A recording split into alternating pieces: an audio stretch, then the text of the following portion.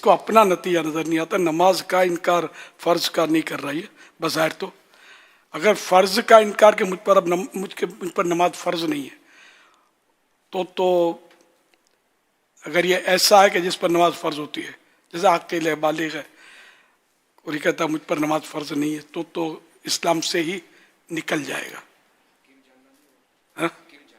حقیر جاننا یہاں ظاہراً اس کی صورت بن رہی ہے کہ ایک طرح سے اس کی تحقیر یہ کر رہا ہے کہ اس کا کوئی فائدہ ہی نہیں ہے.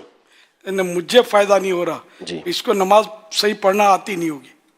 یا یہ کہ بعض اوقات ایسا ہوتا ہے کہ ہر وقت مطلب ہم نے جو مانگا یہ ہاتھوں میں رکھ دیا گیا، تو ایسا ہونا ضروری تو نہیں ہے نا.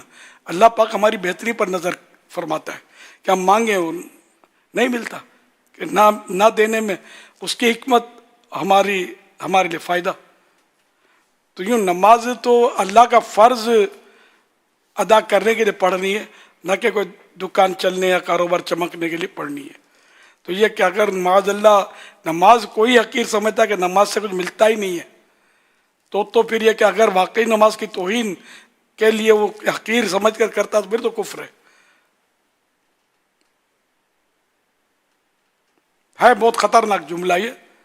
اور ایسا بولنے والوں کی بھی ایک تعداد ہوتی ہے کہ نماز کے بارے میں، روزے کے بارے میں کیا کیا بولتے ہیں. روزہ تو وہ رکھے کہ جس کے بعد کھانے پینے کو نہیں ہوتا، یہ بھی کفر ہے.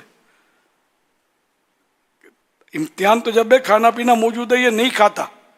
اور روزہ دار کے اخلاص کا تو یہ عالم ہے کہ اکیلے میں بھی اگر یہ چار دیوار کوئی نہیں دیکھتا تب بھی نہیں کھاتا، کہ اللہ تو دیکھ رہا ہے نا. کیسا ایمان ہے اس کا، روزہ دار کا مضبوط.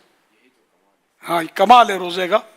حج میں لوگ دیکھ رہے ہیں، نماز میں لوگ دیکھ رہے ہیں، مسجد میں آیا. روزہ دار جب تک بولے گا نہیں پتہ بھی نہیں چلے گا کہ میں روزے سے ہوں.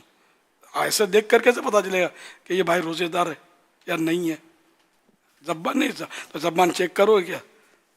تو یہاں ڈال تک کر کہ اس کو وضو کرنے میں جو نا کلی جو کر رہا ہے اس میں بھی جو نا ایک کیا کہتے ہیں ایک بوند بھی پانی نہیں ڈالے گا. نہیں ڈالے گا، حالانکہ میرا کوئی روزہ ٹوٹ جائے گا، کسی کو پتہ نہ چلے، نو پرابلم.